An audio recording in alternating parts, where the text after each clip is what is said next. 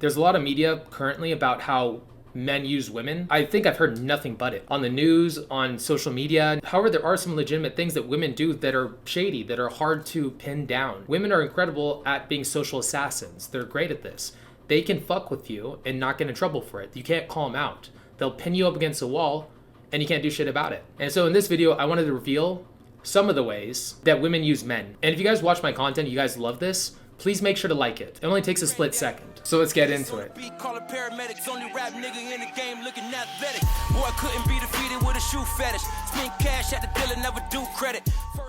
Flirting is extremely hard to tell. Women aren't exactly going to tell you, and they're not going to give you the most obvious signs. This is how women are. And they are the ones that get pursued. So they can have the luxury of holding back. They can give you a little bit to entice you to chase. And it's hard to distinguish between a girl being nice and actually flirting. So the one question you want to ask yourself is this girl treating you, firstly, in obviously a positive, energetic way, but also treating you differently than she does women? If you notice that she's treating you differently than she does women, or her friends, or maybe a girl in the same situation as you, if she's working at a shop, if she is at work, is she treating her female coworkers the same way she is you? If it's not, and it's positive, energetic, most likely she's flirting with you. But it doesn't mean that she's actually interested. Sometimes women are just trying to get something out of you. Number one, for validation. A narcissist needs supply. And not even just simply a narcissist. It's nice to be wanted. It's nice to be considered attractive, even if you're not interested. I felt it myself, where I might be in a different headspace, and it's nice for somebody to think I'm attractive. It's nice for somebody to think that I'm desirable.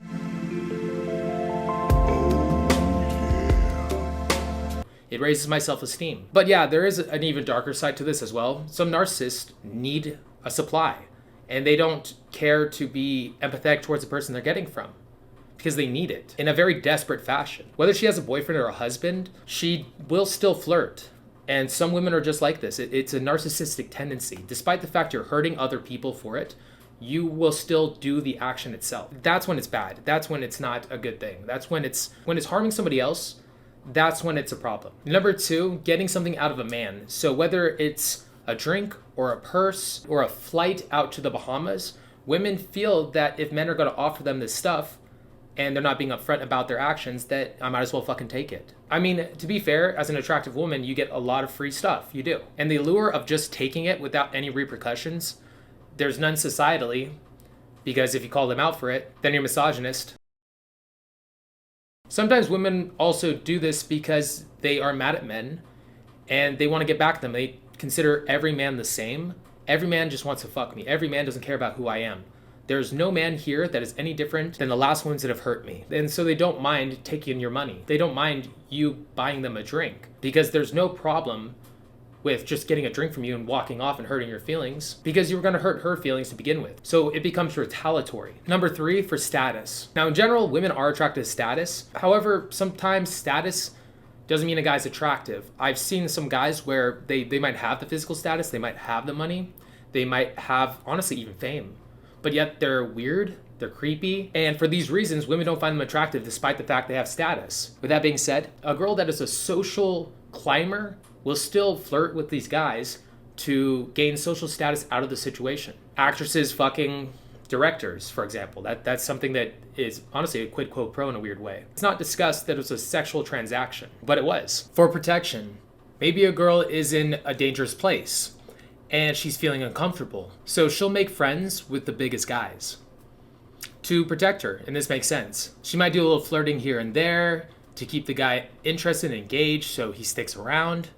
But nobody's gonna fuck with her if she's with a big guy. To make someone jealous. This one in particular, I don't have any positive thing to say about it really. I mean, it's generally speaking to make a guy get off the fence and take her seriously. So she's trying to get a reaction out of a guy to force a monogamous relationship that the guy's not interested in. Or even worse, she's doing it to get a reaction out of her boyfriend.